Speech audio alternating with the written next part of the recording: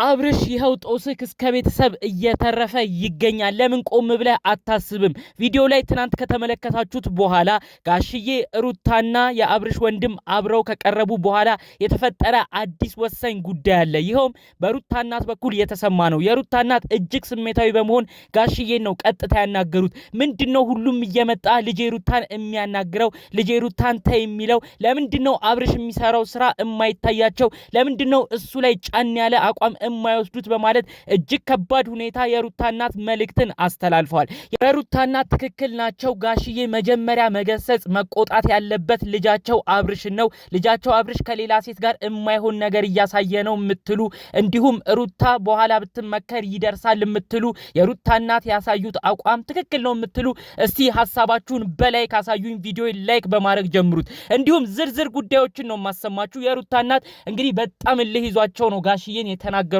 ንግግሮች እንዳሉ የተሰማው ሚዲያ ላይ አልወጣም እንጂ የሩታ እናት በጣም ከባድ ሁለት ቃላትን ነው እንግዲህ ጋሽዬን የተናገሩት ማለት ነው። ጋሽዬ እነዚህ ነገሮች የማይፈጽሙ ከሆነ ልጃቸውን የማያስጠነቅቁ ከሆነ እንግዲህ ሩታ ከእንግዲህ ማንም ሰው የመጣ እንዲያወራት እንደማይፈቅዱ ነው የሩታ እናት መልእክት ያስተላለፉት ማለት ነው። ሁሉንም በዝርዝር አሰማችኋለሁ።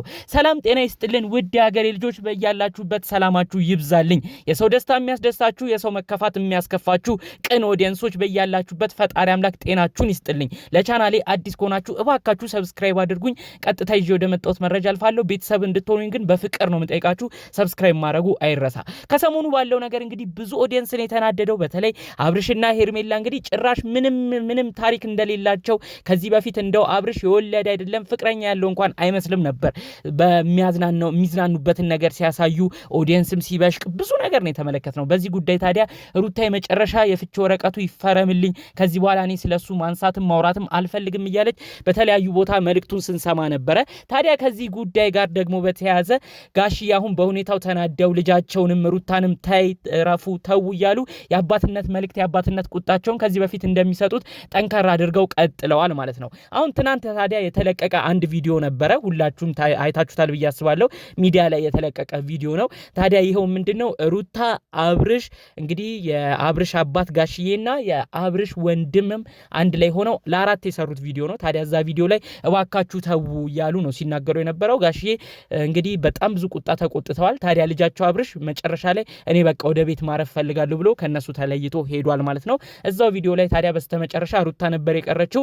ሩታን ሲመክሩ ነበር ጋሽዬም እንዲሁም የአብርሽ ወንድምም ሩታን በእናትሽ ታይ በቃ ሁሉን ነገር ኃላፊነት እንወስዳለን፣ አንቺ ብቻ ራስሽን ለእርቅ ከፈት አድርገሽ በቃ ያሉትን ነገሮች ለመቀበል ሞክር እያሉ ብዙ ነገር ሲመክሯት ነበር። ታዲያ እነዚህ ሁኔታዎች ባሉበት ሁኔታ በኮመንት ራሱ ሩታ ምን አጠፋች? ኧረ ተው ምን ሆናችሁ ነው? የአብርሽ ቤተሰቦች አሁን መቆጣት ያለባችሁ እኮ ልጃችሁ ነው እምቢ ያለው ልጃችሁ ነው ያስቸገረው። ሩታ እኮ ፍቹን ወረቀት አቋርጪ ተይ እያሉ ከመለመን ይልቅ እዛ ጋር ልጃችሁ የሚያደርገውን ነገር ተረፍ ብትሉ ይሻል ነበር፣ አቋም ብትወስዱበት ይሻል ነበር እያሉ ገና ቀደም ብሎ ኮመንቶች ራሱ በጣም ብዙ ሀሳብ እንደዚህ አይነት ሲጻፍ ነበር። ታዲያ እንግዲህ ማምሻውን ደግሞ ሚዲያ ላይ ባልወጣ መልኩ አንድ ወሳኝ ነጥብ ነው የሰማሁት። ታዲያ ይህ ወሳኝ ነጥብ ምንድነው? የሩታ እናት ያስተላለፉት ከባድ መልእክት ነው። የሩታ እናት ቀጥታውን ጋሽዬን ነው የማናገረው ብለው ጋሽዬን ያናገሩት። እኔ ከእንግዲህ አብርሽንም ሌሎቹንም አላወራም፣ እኔ ቀጥታ የሱን አባት ነው ማናገር የምፈልገው፣ ጉዳዩ እቃቃ ጨዋታ ስለመሰለ አባትየውን ማናገር ፈልጋለሁ ነው ያሉት። ታዲያ ጋሽዬንም ያሉት ምንድነው? ልጄ ምን አጠፋች? የሚያስቸግረው ብዙ ነገር እያሳየ ህዝብ የተናደደው እኮ በአብርሽ ነው እንጂ በልጄ ሩታ አይደለም። ስለዚህ ሁሉም ሰው እየመጣ ልጄ ሩታን አይውቀስ፣ ሁሉም ሰው እየመጣ ልጄ ሩታን አይናገር። ማስተካከል ካለባችሁ መጀመሪያ የራሳችሁን ልጅ አስተካክሉ። ከዚህ በኋላ ራሱ አውቆ ልጄን ለማናደድ እያለ ከሌላ ሴት ጋር ከሄርሜላም ይሁን ከሌሎች ሴቶች ጋር እየታየ ቪዲዮ የሚለቅ ከሆነ የምር እዚህ ግቢ አይደለም እኛ አካባቢ እንዲደርስ አንፈቅድም።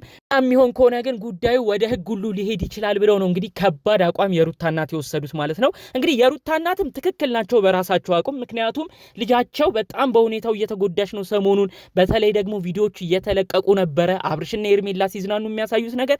ምንም ቢሆን እንግዲህ ከአብርሽ ጋር መፋታቱን እንኳን ብታስብ ያው ስሜቷ ምንም ቢሆን መጎዳቱ አይቀርም። ምንም ቢሆን የልጇ አባት ነው፣ ከሆነ ጊዜ በፊት ከሷ ጋር ነበር። እነዛን ነገሮች ሁሉ ረስቶ ዛሬ ከአዲስ ሴት ጋር እንደዚህ ስትመለከተው መናደድ መበሳጨቷ አይቀርም። ታዲያ በሁኔታው ሩታን በመናደዷ እናትየው ደግሞ ተናደዋል። ለዚህ ሁሉ ደግሞ እንግዲህ ጋሽዬም ኃላፊነት መወጣት ነበረባቸው። ልጃቸውን ለምንድን ነው የማይቆጡት? እዚህ ጋር ሩታ እንደሚገስጹት እዛ ጋም መቆጣት ነበረባቸው። አብርሽን አቋም ሊወስዱ ይገባል። ከእንግዲህ አቋም ማይወስዱ ከሆነ በህግ ነው የምንሄደው ሁሉ ብለው ከባድ ሁኔታ ነው እንግዲህ የሩታ እናት ለጋሽዬ የተናገሩት። ጋሽዬ አሁንም ቢሆን እኔ ምንም ልል አልችልም ብለው ነው እንግዲህ በሁኔታው እጅግ ከባድ ሁኔታ አጣብቂኝ ውስጥ እንደገቡም ጭምር በመግለጽ ከሩታ እናት ጋር የተለያዩት። ተመልከት አብርሽ አባተን ምን አይነት ጦስ ውስጥ እየጨመርክ እንደሆነ። በተከበሩበት ሀገር በተከበሩበት ሰፈር የሰፈር ሽማግሌ ናቸው፣ ሰው ይወዳቸዋል፣ ያከብራቸዋል፣ የሚናገሩት ነገር አንድ ጠብ አይልም። በተከበሩበት ሀገር በአንተ ምክንያት ግን እንግዲህ ትልቅ ወቀሳ እየመጣባቸው ነው። ይኸውም ከሩታ ቤተሰቦች ደግሞ አሁን አንተም ብለው እንግዲህ ወቀሳው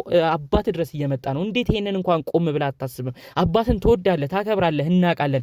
ለምን ግን አባትህ እንዲጨነቁ፣ ለምን ግን አባትህ በየቦታው ስማቸው በመጥፎ ነገር እንዲነሳ፣ ምን እንደዚህ አይነት እድሎችስ እንዲፈጠሩ ትፈቅዳለህ? የእውነት አብርሽ ይሄን ማስተካከል የነበረብህ አንተ ነህ። በሌላ በኩል ደግሞ አንዳንዶች ያው የሩታ እናት የኔነት ተሰምቷቸው ለልጃቸው አዝኖ ነው በጣም ብዙ ነገር ጋሽዬን የተናገሩት። ነገር ግን ጋሽዬም ጋር ደግሞ አንድ እውነት አለ። እሳቸውም የተቻላቸውን እያረጉ ነው። እዚህ ጋር ህዝብ ያልተረዳቸው ነገር አለ። እሳቸውም ያሉት ነገር አለ። እኔ እኮ የተቻለኝን እያረኩ ነው፣ ልጁ ግን ከኔ ቁጥጥርም ውጪ እየሆነ ነው፣ በጣም አስቸጋሪ ሆኗል በማለት ነው መልእክታቸውን ያሰሙት ማለት ነው። ትክክል ነው። እኛም ይሄንን አይተናል። ጋሽዬ በተለያዩ ጊዜ ልጃቸውን በቀጥታ ለማናገር ሲጥሩ ብዙ ጊዜ አይሳካላቸውም ነበረ ማለት ነው። እንግዲህ አብርሽ ልጁን በወለደበት ቅጽበት ራሱ ከአዲስ አበባ ቡታጅራ ሲመላለስ እንግዲህ በቅጡ እንኳን አባቱን አላገኘም። በስርዓት እንኳን ተገናኝተው እንደበፊቱ አልተጫወቱም ማለት ነው። ያው ይህም የሆነበት ዋነኛ ምክንያት በሁኔታዎች ሁሉ በጣም እንግዲህ አብርሽ አባቱን ይፈራል። ከሰሞኑ በሚያረገው ነገር ከኤርሜላ ጋር በሚያረገው ነገር እንግዲህ አባቱ ጋሽዬ በጣም እንደሚቆጣው ሁሌም ያውቃል፣ ሁሌም ይተማመናል። ስለዛ እንግዲህ አባቱን ቁጣም ከመፍራት አባቱን አሁን ላይ እየሸሸ ነው። ታዲያ ይህን ነገር ነው ሰው ያልተረዳቸው። ጋሽዬ ብዙ ጊዜ ይጥራሉ። አሁን ትናንት ነው ራሱ በስተመጨረሻ በስንት መከራ ተለምኖና ተብሎ የተገናኙት እንጂ አብርሽ ራሱ እንግዲህ አባቱን እያገኘ አይደለም። በዚህ ምክንያት እንግዲህ ጋሽዬ በአግባቡ ልጃቸውን አግኝተው መምከርም መቆጣትም አልቻሉም ማለት ነው። ስለዚህ አንዳንዴ በጋሽዬም በኩል ያለውን ነገር ለመረዳት እንሞክር። ልጁ ትልቅ ልጅ ነው። በሁሉ ነገር በራሱ መወሰን የሚችል ነው።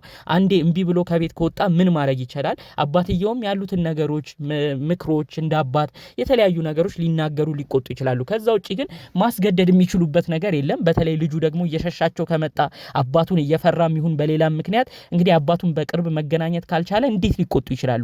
አሁንም ቢሆን ጋሽዬ ያረጉት ነገር በቅርብ እያገኙ ያሉት ሩታን ስለሆነ እዛው ቤተሰብ አካባቢም እዛው ተመሳሳይ አካባቢም ስላሉ በቃ እንደ ልባቸው እየሄዱ ቢያንስ እሷን በቃ ያለውን ነገር ረገብ ብላ ትግስት አድርጋ እንድትጠብቃቸውም ነው እንግዲህ በተለያየ ጊዜያቶች እየተናገሩ የሚገኘው ማለት ነው። ከዛ ውጪ ግን ልጃቸው አብርሽ እሳቸውም እንዳስቸገራቸው በተለያዩ ቪዲዮ ላይ ተናግረዋል ማለት ነው። ባካችሁ ይህን ነገር እኛም እየተረዳናቸው ለማለት ፈልጋለሁ ማለት ነው። ጠቅለል ባለ መልኩ እንግዲህ ከሰሞኑ ወዲያ ወዲህ ሲሉ ከቆዩት ጉዳዮች መካከል ነበር ይዘን የመጣንላችሁ። በሌሎች ቪዲዮቻችን እስክንገናኝ ድረስ ሰላሙን ሁሉ ተመኘሁላችሁ። ሰላም።